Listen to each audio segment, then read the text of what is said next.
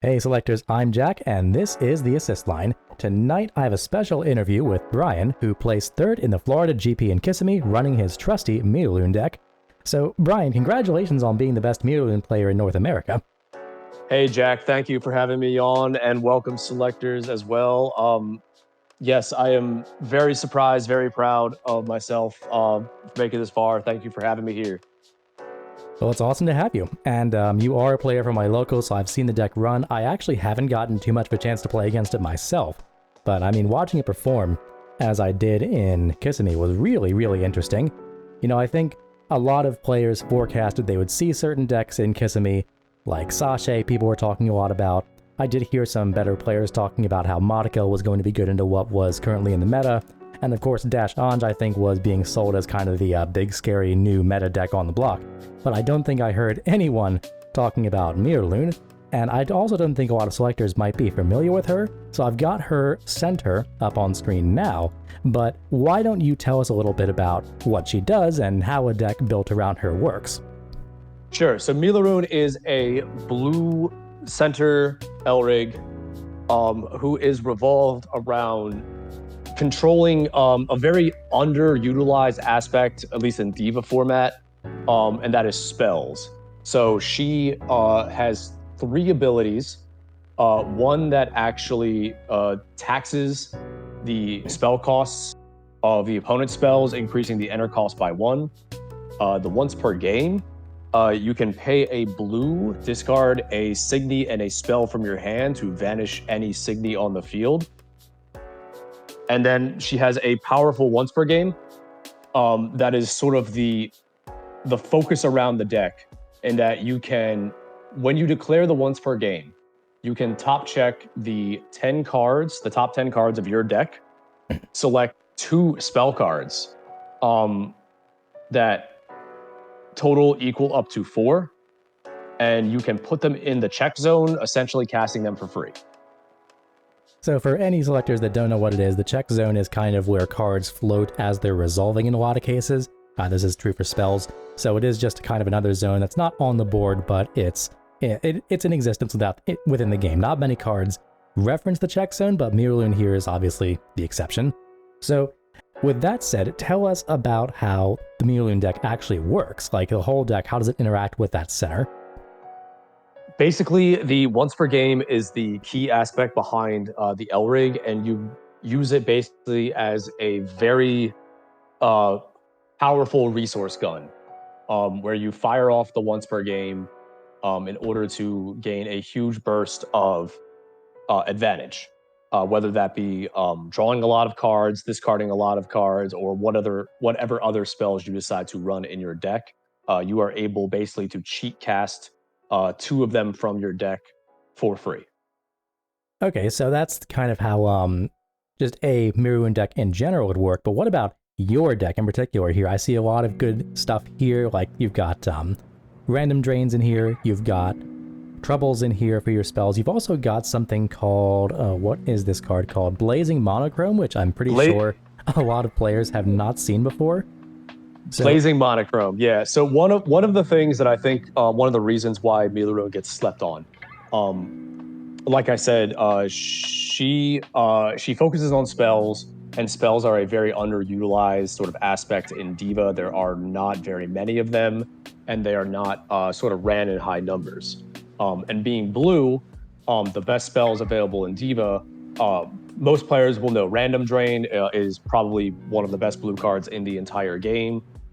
Able to discard a card out of an opponent's hand, as well as replace itself by letting you draw a card for 1 enter. And that burst is really brutal. The burst is very good. It is able to basically shut down a lane when you get it, and as well as taxing your opponent for 1 more card in hand. Trouble is probably actually the best spell in the deck. For 1 blue and 1 generic enter, you are able to draw 3 cards. It's a lot of cards. It's a lot of cards. And then Blazing Monochrome is really, really interesting.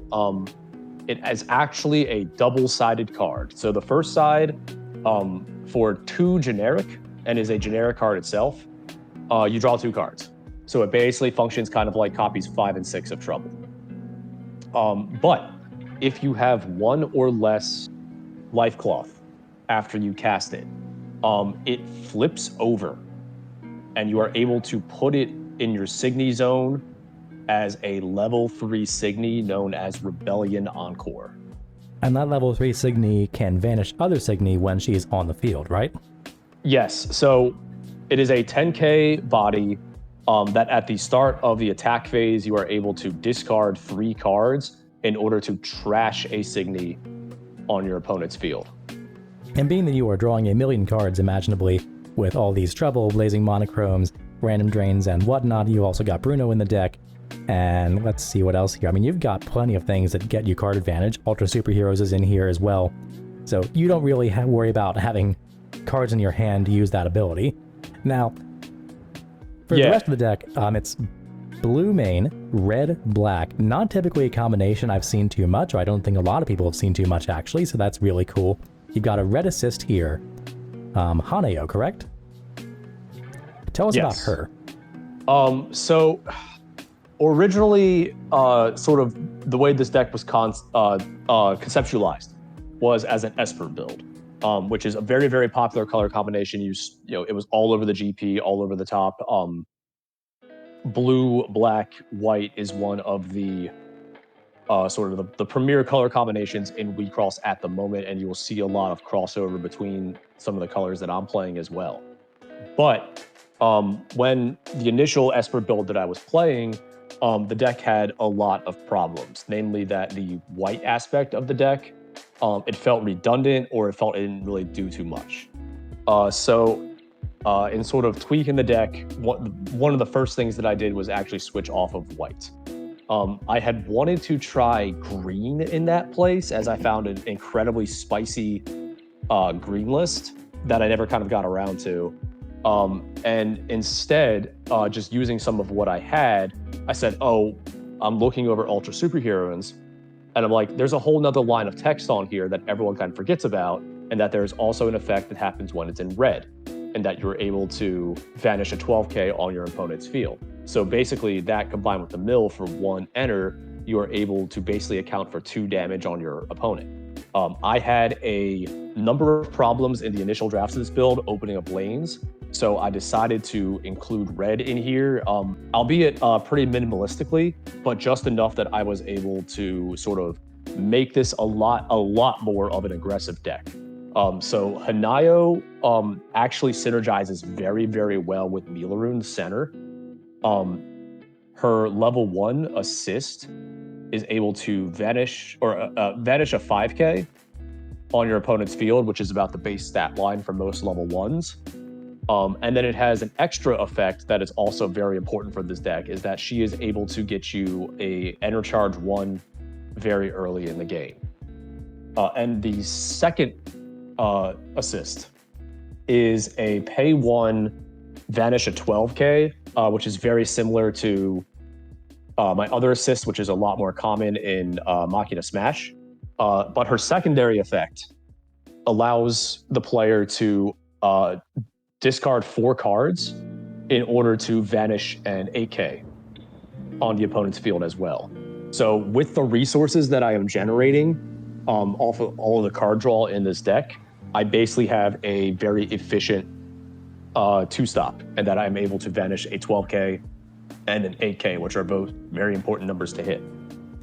Yeah, I mean, that is a really efficient card, especially if you're drawing that many cards. It's a very low-costed 2-stop that not only stops, but more importantly, opens holes. That is really, really good in this deck. And you're running 2 level 1 assists, Machina Wing Slash and that first Haneo, that both do 2 things, which is pretty rare for a level 1 assist line to be able to kind of have 2 cards that both get you 2 different abilities. It's really, really good. And yeah, Ultra Superheroes being able to vanish, you know, when I first looked at that in your deck, I just assumed you were drawing cards with it because that's what everyone does. But of course, the drawing cards bit is locked to having a white Elrig on the field. And you don't have that. You have the red Elrig, which vanishes, which again, you were talking about, gives you that kind of aggressive edge. Main deck, I do see you've splashed red for Lancelots for a little extra aggression. And, you know, with the black, you're also running Modem, who, by the way, gives minus power based on spells in the trash. You can exile the spells? I'm forgetting just off the top of my head. Yes, you can at the start of the attack phase as well. That start of attack phase timing is also very, very important. You are able to exile up to 2 spells from your trash to give neg 3,000 power for each spell you remove. Yeah, seems like a really good choice in this deck. And other than that, you've really converted the drawing cards aspect into really problematic things for your opponent. Obviously, the 4 monomine is really pretty brutal. If you're drawing that many cards, you can really easily double monomine people in the early turns with that kind of thing. And the Hecate is really cool in this deck because you're top checking your drawing so much. It just lets you get exactly what you need, put the stuff you don't want on the bottom of your deck because you are just constantly drawing cards. Now, the rest of it, you've got the level 1 Monica Memoria, and I'm assuming that's just for the burst? No. Monica Memoria is actually probably the engine that makes this deck go. It is probably one of the most important cards. See, I walked right into that. Tell us about it. While the aforementioned Hecate is incredibly powerful with the top check ability, and I'm able to control what cards I am drawing. And Monomine is also just a staple blue card that every player is familiar with. Yeah, I don't know why that card. Who thought that card was okay? But anyway, I have absolutely no idea. But all of the discard aspects in the deck, the random drain and the Monomine and Bruno as well, are basically specifically to fuel Madoka. So Madoka, let me talk about her for a second. Her life burst, first off, is a very, very rare, good blue life burst for one thing, that is able to, if it's timed well, it is able to basically shut down certain matchups. It is similar to Futase's life burst, where you can select a Signy or an Elrig on the field, and if that card would attack, your opponent would have to discard 3 cards or else the attack is negated. So it is a very good option to put on an Elrig, especially a restanding Elrig, and sort of tax your opponent more or have them be unable to attack with that. But her main deck, her main ability is incredibly important. So twice per turn, when your opponent discards a card from their hand by one of your card effects, you are able to then discard a card from your hand to either draw an additional card, so it gives you sort of like filtering if you want to kind of dig for certain pieces or sort of dig for servants, or the effect that I more commonly use, you are able to enter charge 1 card from the top of your deck. Man, now that is quite the conversion, being able to enter charge from discarding your opponent. And again, with how many cards you're drawing in this deck, that is probably something you're doing multiple times a turn. That is sick. I love that interaction. Yeah, if you have multiple Madokas on the field and then start resolving random drains or Monomins or Brunos, you could potentially convert some of those spare cards in your hand over to enter. One of the aspects about this deck is because it is so heavily reliant on spells, and one of the reasons why I also considered green very early on is that you need a lot of enter if you have a bunch of spells in your hand that you have to hard cast. So that is why Madoka's enter charge ability is incredibly important to this deck, as well as the Hanayo level 1 assists enter charge. It also synergizes very well with what the deck wants to do. Now that is awesome. I love that structure. Now, we've talked a bit about how the deck works. There are a few cards in here we didn't go over. Let's briefly look at those. You have T-Lump. I believe that card is called T-Lump, the level 2 black card. Typhon. That's what it is. See, I'm thinking Gurren Lagann for some reason. Typhon, yes. That's the one where you exceed, she becomes 15k, which is just very difficult to get rid of, I assume. Yes. Typhon and Buckler as well, the other black Signy in here, they were originally not in this build. And one of the adjustments that I made early on, recognizing that I needed to not only be more aggressive and open holes, but also sometimes with the red, just vanishing 12k isn't enough when your opponent has a number of like 13k rises out on the field or even 15ks out there. So Typhon's raw power at 15k was able to scale over basically most threats, most threats that you will see in the game. She can kill a Remember. And Buckler, she can kill a Remember. She also has a life burst where you can discard 1 card from your hand to vanish a 12k. So that's one more way to open holes, and we normally tend to have a surplus of cards in hand. Which, to my knowledge, is generally not considered Buckler, like a terribly good burst, but in this deck, man, that's pretty brutal. It's pretty average. It kind of depends on when it's triggered, especially as most decks will have probably maybe like 3 or 4 cards in hand, and discarding 1 card is a lot more detrimental to them. For me, discarding 1 card for 12k, I will take that trade all day. Buckler is also similar, but it is pay 1 enter, and it does a -15 to an opponent. So it's a fantastic burst that, again, is able to sort of clear most threats, including 13Ks and 15Ks. Okay, so there are only 2 cards in the deck that we haven't really gone over yet. The level 3 Pure Luke, tell us about her. She is another interesting level 3. You're also noticing only running 5 level 3s in here. Pure Luke alongside of the modem. I mean, when you're drawing that many cards. Yeah. Pure Luke is sort of another way to not only filter for all of the spell cards in my deck, so I can just take those kind of 1-for-1 trades, but also gives me additional value when I cast the spells. So she herself actually is immune to opponent spell cards. She has Shadow Spell, which doesn't come up a whole lot, but sometimes like that random Over Pursuit or something is not going to be able to kind of clear her off the field. Well, Over Pursuit couldn't clear off anyway, but Fur and Slash could, and Fur and Slash is something that you don't have to worry about with her. Yeah, you're right. Fur and Slash could, but that very rarely ever comes up. The main 2 aspects of this card is that when you play her, you are able to top check the top 3 cards of your deck, and add 1 spell among those 3 to your hand and send the rest to your trash. So she is able to sort of fetch you extra copies of Random Drain or Trouble to kind of continue your combos a little bit. And additionally, whenever you cast a spell, you can pay either a blue or a black enter, which she herself is also dual color, or dual color at blue and black, to give -8,000 power to something on the field. So it is more lane clear, and also more power, that more value you are getting off your spells. It's kind of like adding on additional text to your spells. Yeah, she seems like a perfect fit. Now, the last card I don't think we've gone over is your second piece, Innocent Battle. Now, that is a attack-based piece that can let you refresh your deck for free. Is that correct? Yes. This is actually an incredibly powerful piece in this deck. It acts, if you know sort of the Weiss Schwarz term of a free fresh, but it acts sort of like that. You are able to pay a 1 generic enter, select either player, and that player will refresh their graveyard back into their deck, and then you draw 1 card.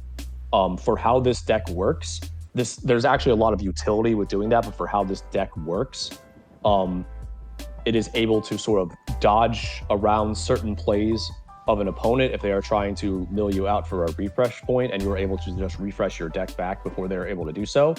Also, synergizes very well with Milulun Setsuna's once per game, and that you are able to sort of, most of the time that I use this card, I was able to cast it before doing Setsuna's once per game and kind of reload my spells and my servants back into my deck. Yeah, because without white in the deck, there are not many ways to recur servants. However, if you just draw a bunch of cards and shuffle them back into your deck, of course, that makes it a lot easier. Yeah, I love that inclusion here.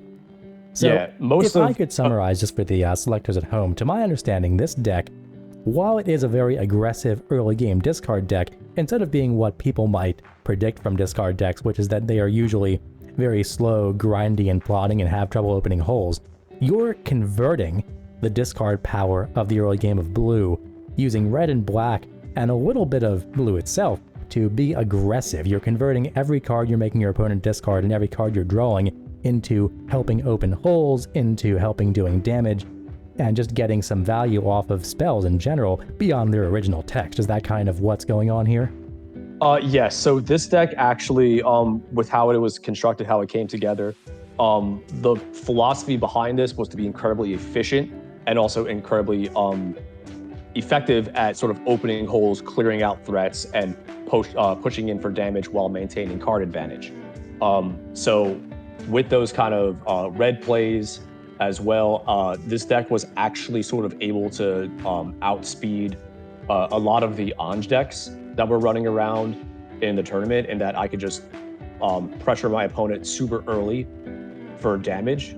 And also seeing as well in my report, I was able to kind of go toe-to-toe with some of Dashirana's aggression as well.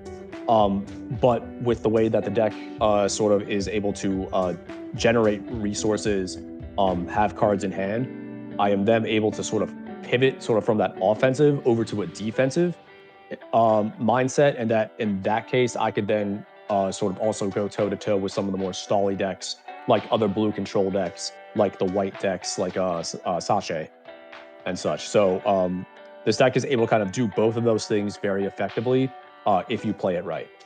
So this is a blue discard deck that can effectively race dash decks, which is incredibly scary to think about. But you were talking about the GP rounds, so why don't we, now that we've talked a little bit about how the deck works, talk about the GP itself? And my first question I have on that list is, why did you choose to take Milulun to the GP? Well, I guess the answer is kind of simple, is that this is sort of the deck that I have been on since she came out in English Diva, and this is sort of the only thing that I have been playing. And I had gotten enough practice and sort of got to that point in the deck where I felt incredibly comfortable with the deck. This was sort of the only option that I had. I sort of stumbled onto this deck. A lot of friends, both of you and I, are really into the All-Star format, and have been trying to convince me to also play that format as well. So I'm looking around online at All-Star deck lists. There's like guides and primers, and one of the literally, I think the document, the primer document for All-Star, the sample deck list they give is a Milulun All-Star deck list that has a lot of the Diva atoms in there. And I'm thinking like, let me start looking at this, looking at builds. And then I eventually stumbled across some of the Diva list of this. I said, that looks very interesting. Let me try it out when she comes out. I was picking up her cards basically day one, trying to, and then started just kind of the testing process, trying to optimize the build. And it just synergized very well with sort of a lot of the aspects of WIXOSS, a lot of the aspects of card games that I like to do. Interesting. I mean, yeah, that's really cool. WIXOSS is a game where you really can play whatever you want, and you are best. Well, you often perform best when you play what you as a player feel is, your home play style. So the fact that you found a home play style here, you brought it to a GP, you did well, really emphasizes that point. And you are the only one that top 8 even in our group that was playing their kind of pet deck, and because they were so good with it, so familiar with it, and so in their zone, they were able to post up some really good results. So that's incredible. That's great to see. We love it. Yeah, I think one of the things that I think I personally am most proud of and happy about, a lot of people at the GP, they'll take sort of, their pet deck, they'll go there, try to go like 4-3, 3-4, get best L-Rig, and then kind of call it a day. And with the testing that I had gotten with Milulun, and I was placing very, very well at some of the store ceremonies, at locals. A lot of people, this deck absolutely frustrated them with just the amount of resources and options that I had available at me. So once the deck started clicking, I'm like, hey, I got third at this ceremony, and then I got second at the next ceremony, and then I got first at the next ceremony. And some of our local players, we have an incredible local player base. Not to do our horn, but it is true. Yeah, and that's just at the one store. So I'm taking this to multiple stores. So I'm taking this up to the Maryland area, Virginia area, some of the North Carolina area guys I've also played this against, and they kind of remember me from playing this deck.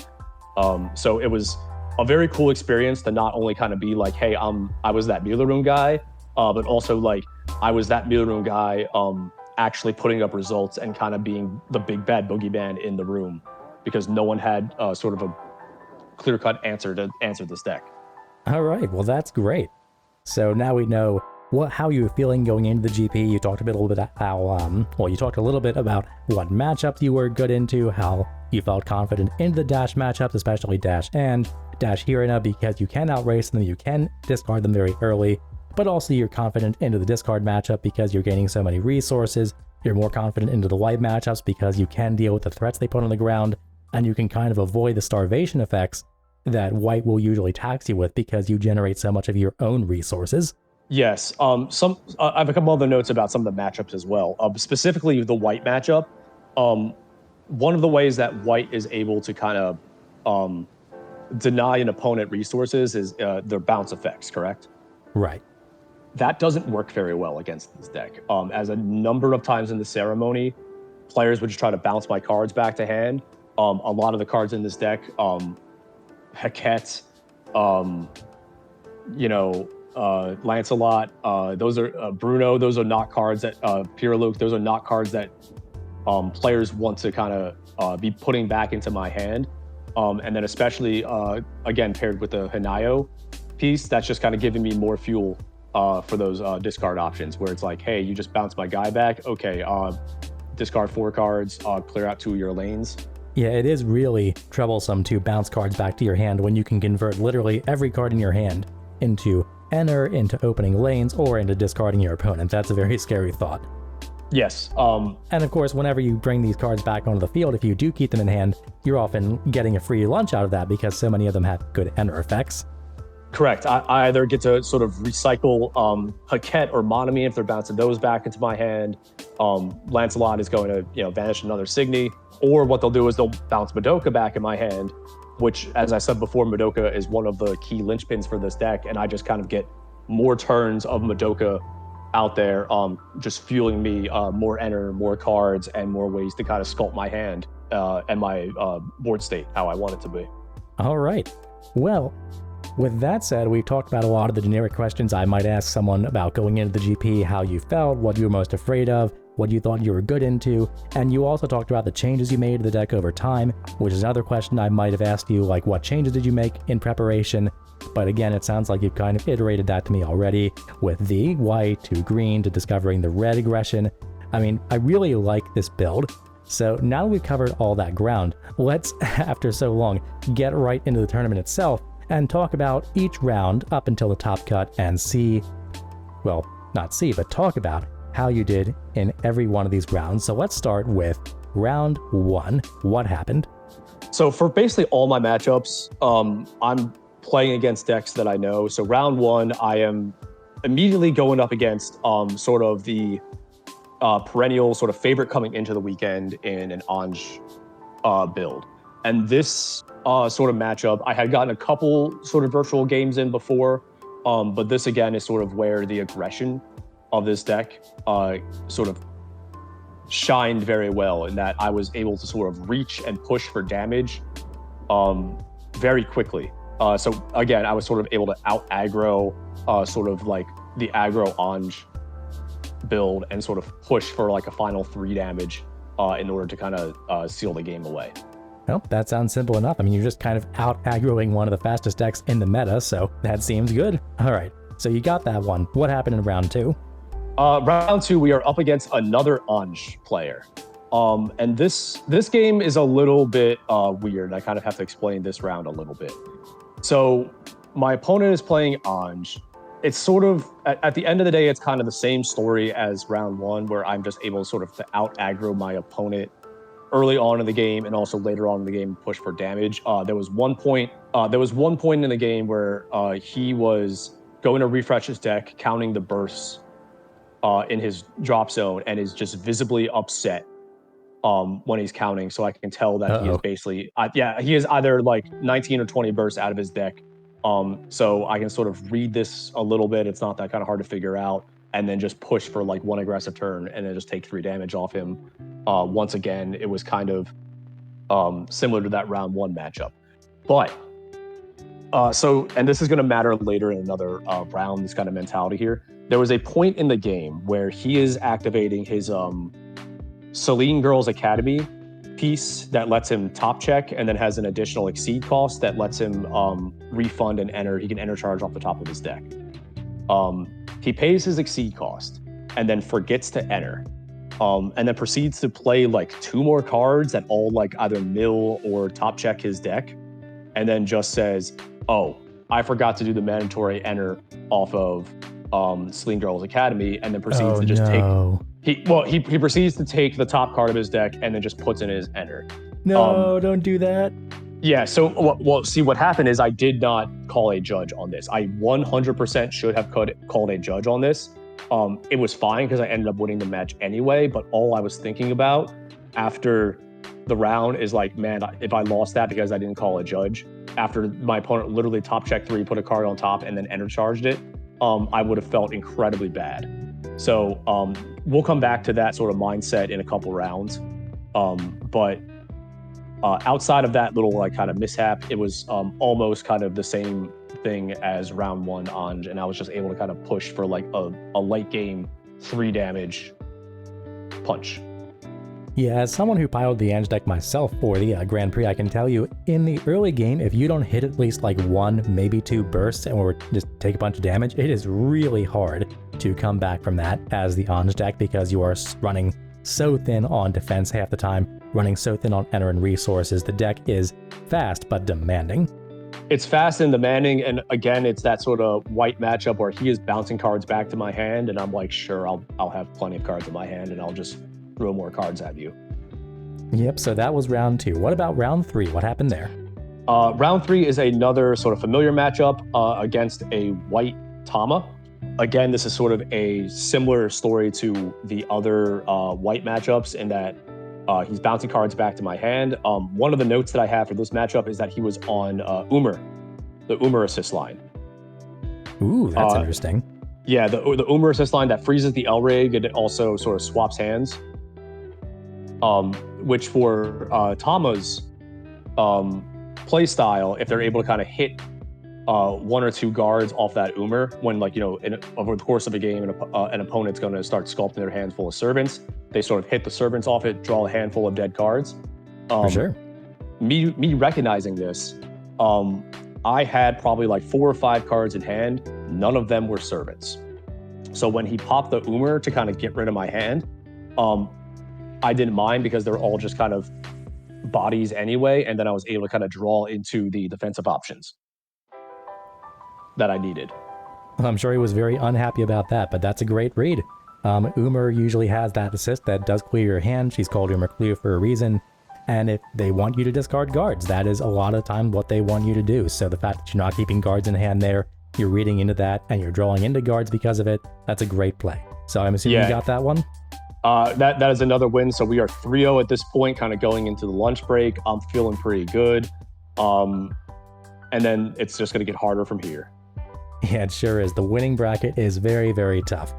So after lunch, round 4, what's going on? So round 4, I am sitting at the number 2 the number 2 sort of spot in the tournament at this point at 3-0, and me and a fellow locals vendor, if you know Altiers, we played on stream. This is the first of the stream matches.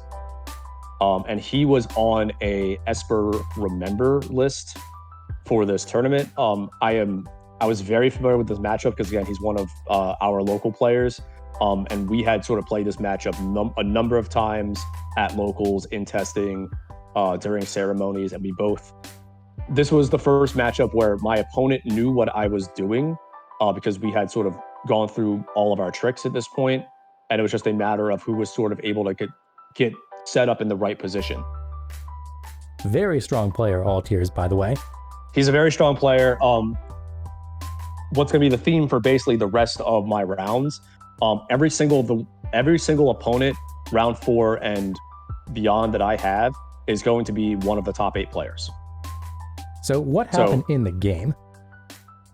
Basically, once again, I was able to sort of control the tempo a lot more than him. I was able to kind of get there with some early aggression. He wasn't getting the burst that he needed. And it was sort of, I just got put into that position where I was sort of able to close him out. One of the things that did trip me up in this game that I did note here was that I thought that he was on the Madoka assist 3-stop, Madoka clap. And I was sort of tailoring my plays around that, assuming that he would pop off, shut down 1 or 2 of my lanes. But in fact, he was actually on the Madoka 1-stop, Madoka dub. So if I had actually just kind of continued my aggression a little bit and punched another hole. I probably could have won a turn earlier than I actually did, but it was sort of set up where I had enough defensive options that I was sort of able to win regardless, if it was that turn or the next turn. Well, it's good that you were able to read that far ahead, because having to go blind into assist you might not know can win or lose you the game. I mean, people forget this when they kind of stick around to their locals and they know what everyone else plays and everyone's kind of in the know about what to expect from people's assist lines, but it's really easy to forget how scary blind assists are. You just don't know, and you don't know if you're committing resources to it, whether it's going to blow up in your face or it's going to win you the game. Yeah, and that was, I guess, one of the other things too, was that we both know what each other are playing. My plays are not surprising him. I know what's in his deck. He was on Madoka Clap before in some of our previous games during testing and just at locals, so that's what I was expecting, but his swap to dub was actually kind of a surprise for me. But it was still sort of like a too little too late at that point. Yep. All right, so you are 4-0 at this point. Let's go to round 5. What happened there? All right, this is sort of the weird round here. So round 5, I am still on the stream cam. I am sitting at the #1 player in the room, and here comes Dash Hirana. Sort of the story behind this that also directly involves you. While you were in our hotel lobby playing Altiers, you guys noted to me that there were 2 players sort of sitting behind you guys, that one of them was learning the game playing a trial deck. And you guys had asked me to kind of go over there and like scope them out, see what they're doing, right? As you do.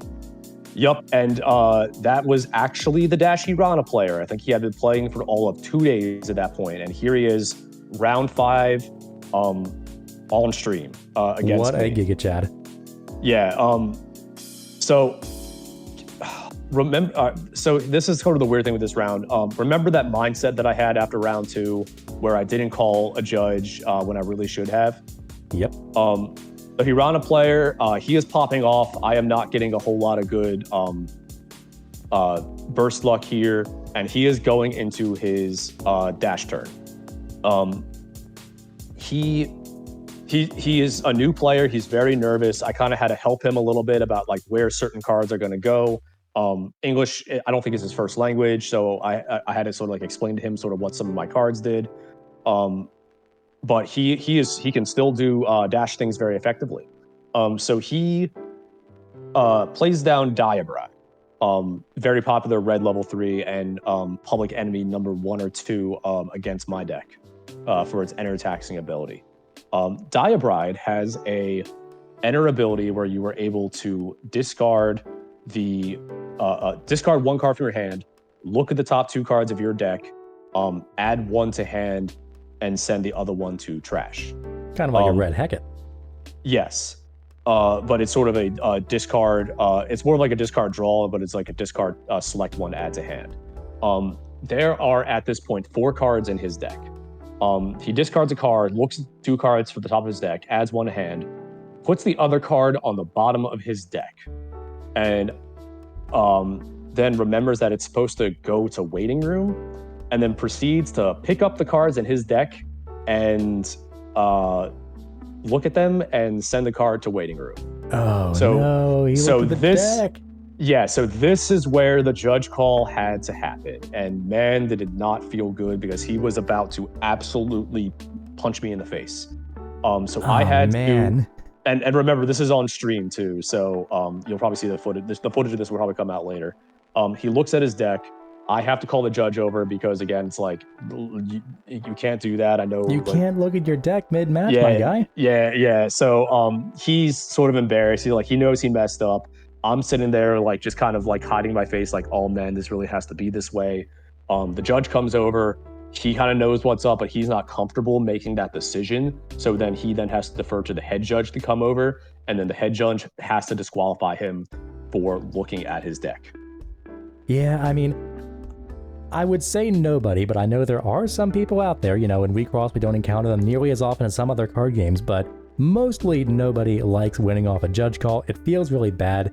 Nerves can really eat away at your common sense during gameplay, especially when you're in the XO bracket. It's so easy to just make a mistake like that. It feels so bad to call someone out on it. I hate doing it myself. I know you It hate doing was- it. I know most of our play group hates doing it. I've not all our play group, but you know, these rules are in place for a reason, and this is the big leagues. Yeah, I felt super bad. Again, he was a player that this is like his second day of actually playing the game, and here he is like on the late round stream at the top tables. He makes a mental mistake, and unfortunately, it's like that's what had to be done. Because he was going to go into his dash turn. I believe I would have to go back and check the replay. I believe I was going to be able to survive that turn anyway because I had a Madoka as one of my life cloth that I was able to kind of prevent the Elrig attacks. But that didn't happen because of sort of how the game progressed. It felt very bad. But again, don't feel too bad for him because he is going to rear the Dash Irana player is going to rear his head later on in my tournament report as well. Well, you can take that as you will at home, selectors. I mean, we've got some rounds to go over yet, but that does tell you a bit about how the day went.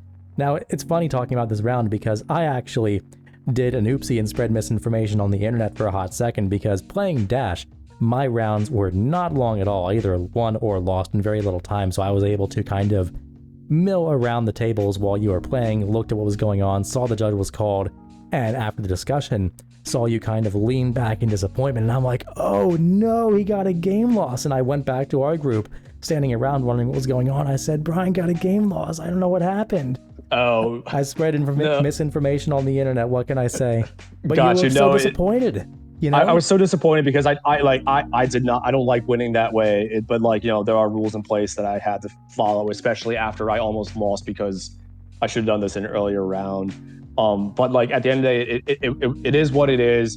I talked to the guy. He's staying at our hotel. The judges were talking to the guy. We're kind of like trying to give him like encouragement, like after the round, that kind of thing. Like it's not like a no hard feelings kind of a thing. It's not like he did it on purpose. It's not like I'm trying to like angle shoot and shark him or anything. It's just sort of like a clear cut thing. I felt bad about it. Hellfire, the judge that came over, felt bad about it. Neat, the head judge, felt bad about it. Saw Hellfire giving the guy a lot of encouragement too. Great judge, Hellfire. Great person in general. Oh yeah, Hellfire on the stream just for coming into the tournament and running it. Yeah, Hellfire was great, and he was great. I'll say at this point that like the judges ran this event very smoothly. Everything was called very, very, very well. They did a great job. An important situation, and basically we were telling him, look, this is late round. You have a very good record. You have a very good chance to still get in the top 8 if you continue winning. Don't get your head down. Just move on to the next round. And like I said before, this player is going to come back to haunt me later as well. Yep. Now, luckily, after I went to the group, spread misinformation, I went back up to the top, kind of got a little more idea what was going on, because during the actual the events taking place, obviously players can't get too close to the top tables as there are judges around. You can't have players like in the faces of the judge and the selectors that are actually playing. So I was only going off of information that was available to someone like 15, 20 feet away, but after kind of talking with people around who had seen a little bit more of the match, I was able to get the information that you had indeed won due to unfortunate circumstances, but still, I went back to the team and said, hey, he got it, it's fine. At least for us, Yeah, it's again, it was unfortunate, but we were telling him like don't dwell on it. He's got plenty of work to do. And at this point, like I'm 5-0. I felt bad, but I couldn't dwell on it because I still have 2 more rounds that I have to deal with. And at this point, like I know that I'm basically kind of shoo-in for top cut at this point. I feel really good, but like I can't slack. I can't kind of lose my focus a bit because I got a round, another very tough matchup in the next round that I have to deal with as well. In the winning bracket, you absolutely will. I do want to take a second here to say, any of you selectors at home that are going into larger tournaments, whether that be GPs, ceremonies, shop challenges, these things do happen. It's going to happen to you. You're going to have a moment of nerves. You might flip over one of your life cloth accidentally by bumping it. You might move a card to another zone accidentally. You might take a look at a card in your deck by flipping it over while you're shuffling. It's going to happen. It's okay. It's not the end of the world. You might get a game loss for it. You might get a minor penalty for it, but it's going to happen. It's not the end of the world. It's going to happen to everybody.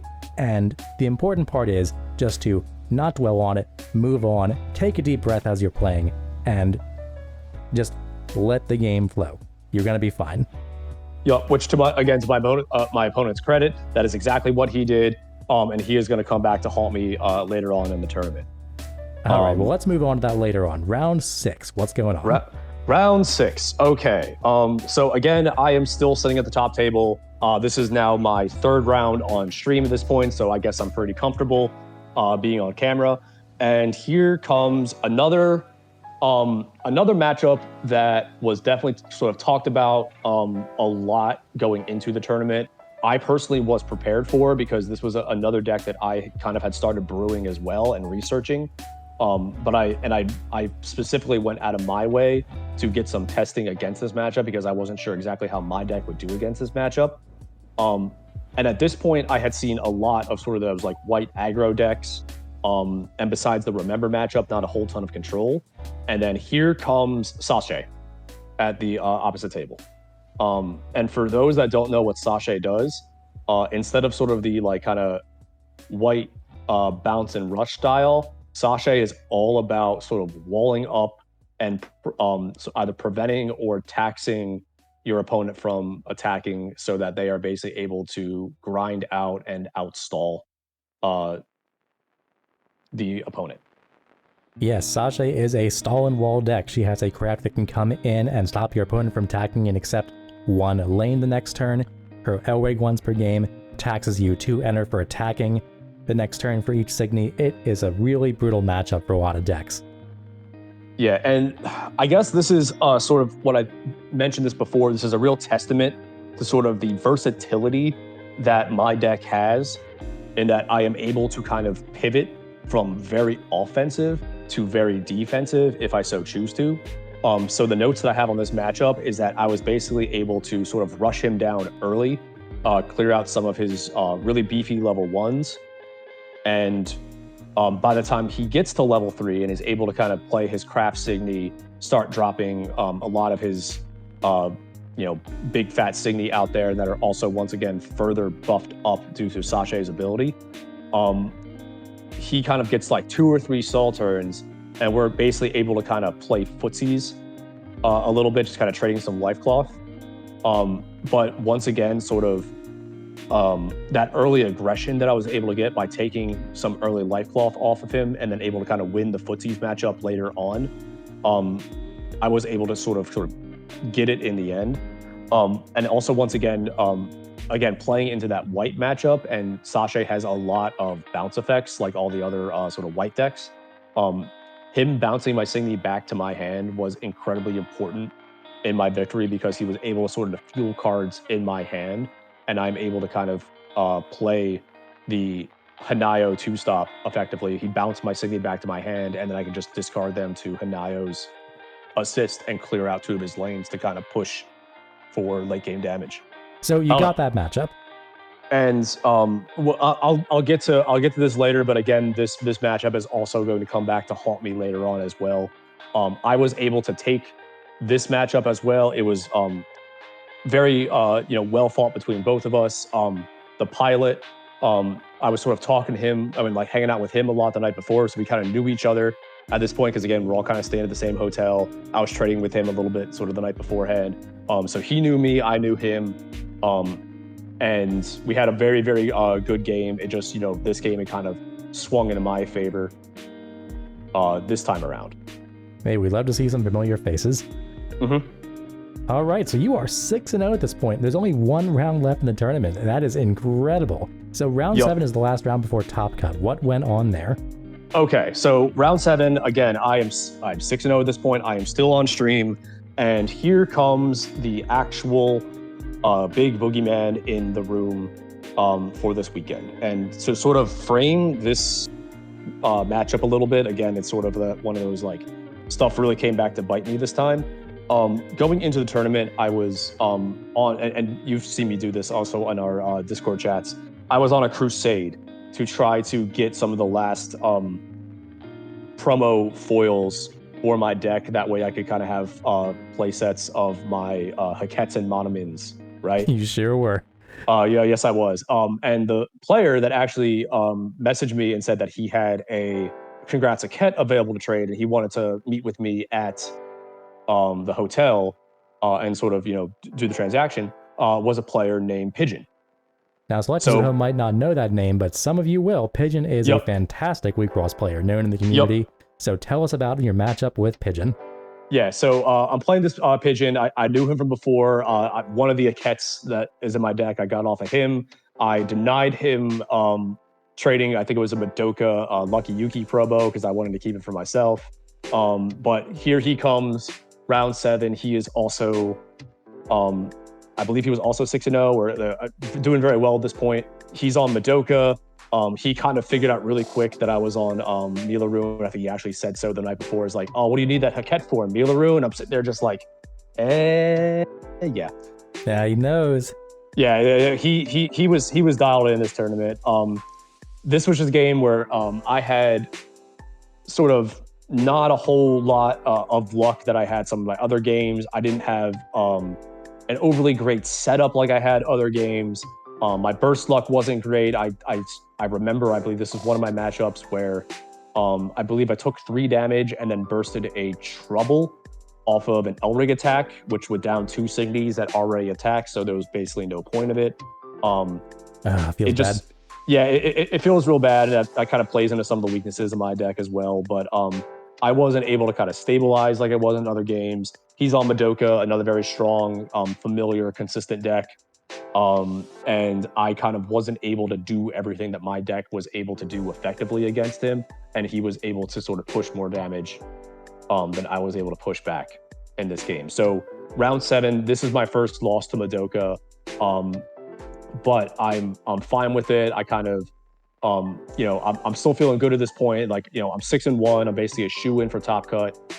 He's 7-0. A shoe-in. Yeah, I'm absolutely shoe in. So once the round concluded, Pigeon ends up coming in first in Swiss, and I am second in Swiss at this point. So I am the number 2 seed going into top 8. Incredible. So after 7 rounds, you are 6-1 with Milulun. You are the second person seed-wise in the Swiss rounds. Really, really good job. Again, congratulations, you're doing so well. This is incredible. And again, great to have you here interviewing. Thank you. But let's get to the top 8 cut. So round 1 of your top cut, who'd you face? Well, I guess going into top 8, let me once again preface this by saying each one of my last 4 round opponents, all of them made it to top cut. So that is the Remember from round 4, the Hirana from round 5, the Sachet from round 6, and of course the Madoka from round 7. These are all players. Not easy matchups. Not easy matchups, but matchups that I sort of knew already. So there wasn't a whole lot of surprises.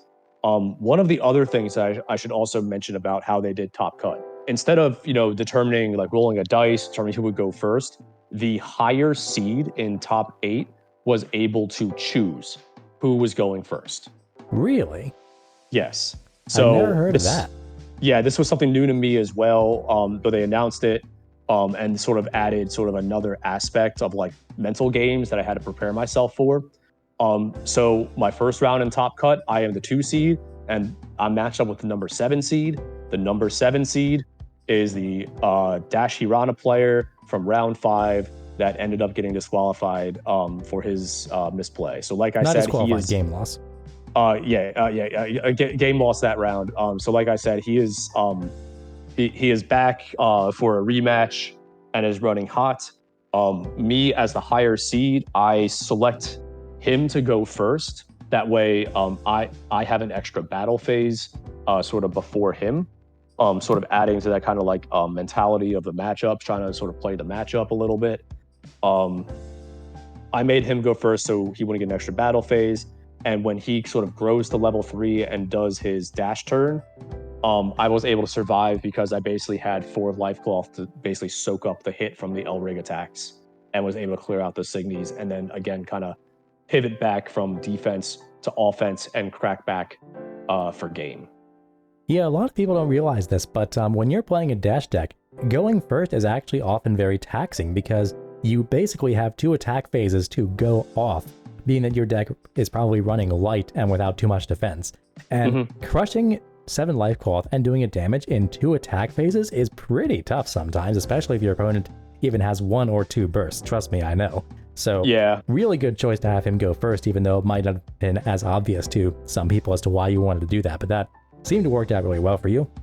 it was definitely a risk. Again, I was just kind of hoping that I'd be able to stop enough early attacks to stave off sort of his big push turn.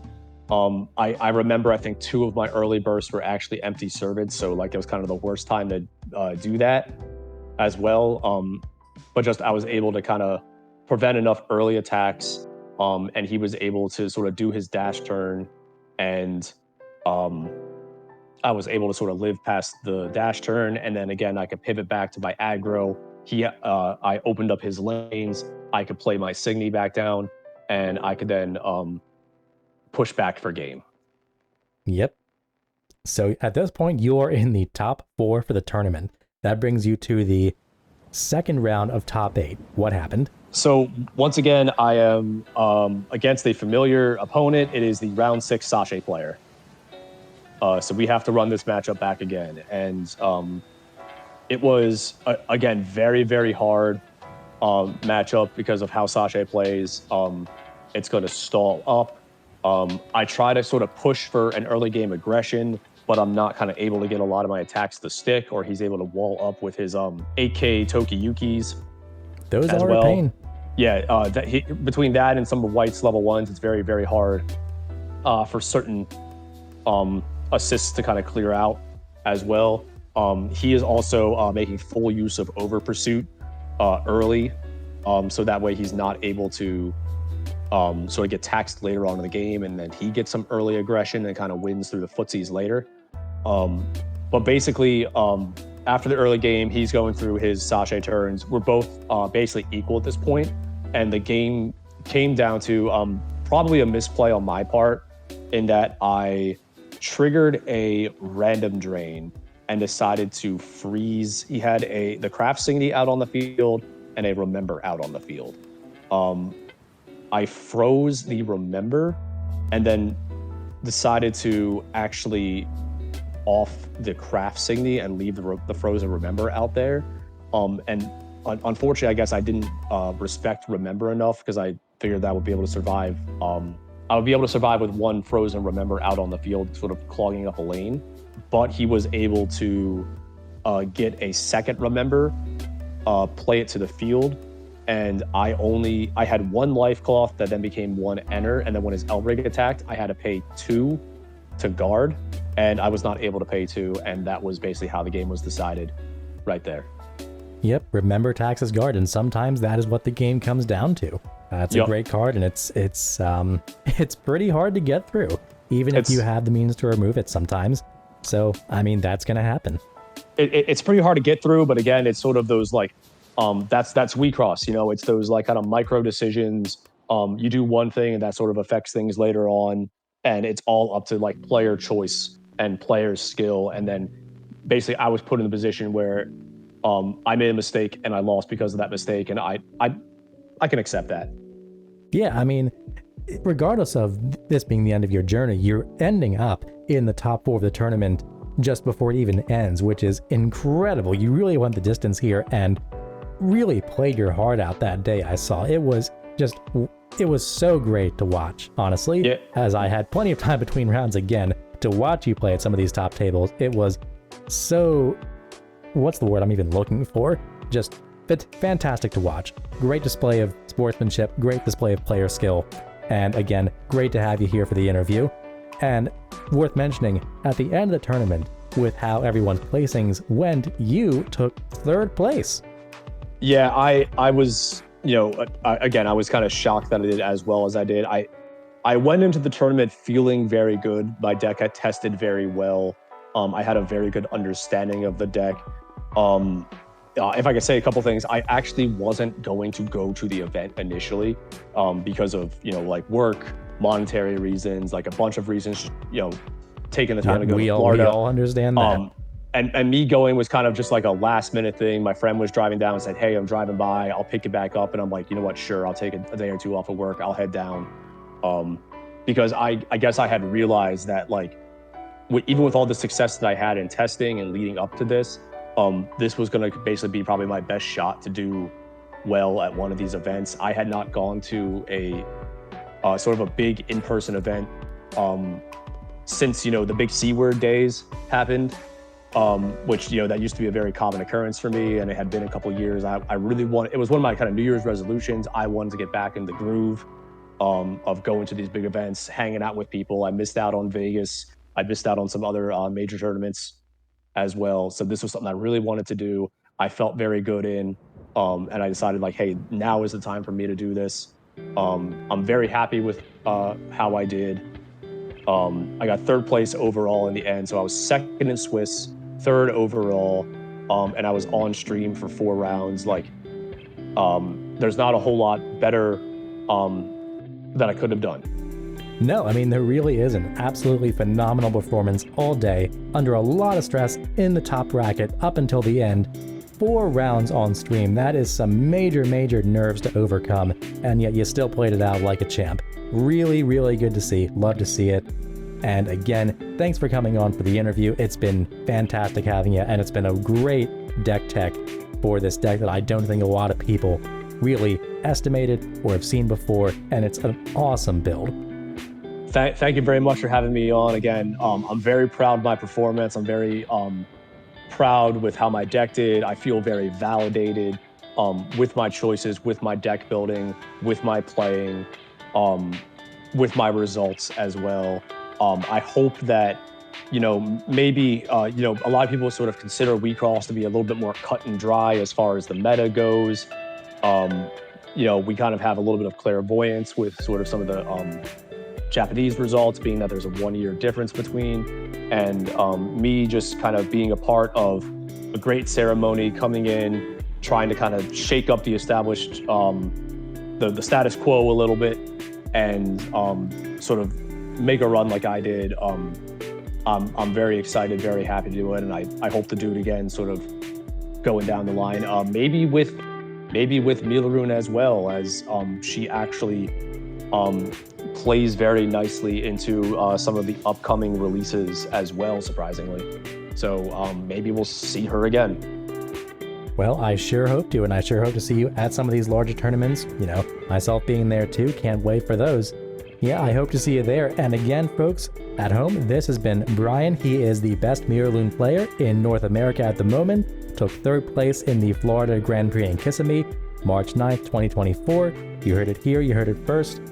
From here at the assist line, it's been wonderful having you, Brian. And again, thank you for coming on. Thank you very much for having me, Jack. Thanks for having me on the assist line. And you know, again, I hope we get to, well, I guess I see you all the time anyway. I hope we get to do this more in the future. If you're there. Yeah, maybe I'll be there Saturday to see how I'm feeling, but I hope we get to do this more, and I get to talk to you more in the future on the channel. All right, well, I think with performances like that, you definitely will be. So, for all you selectors at home, thanks for using the assist line. Thank you for calling the assist line. The WIXOSS media you requested is complete. However, please stay on the line for more content. To subscribe and receive more WIXOSS content, please press the subscribe button on your screen now. The assist line values your feedback and encourages you to leave your comments in the indicated section. To repeat this media, press the replay button on your device.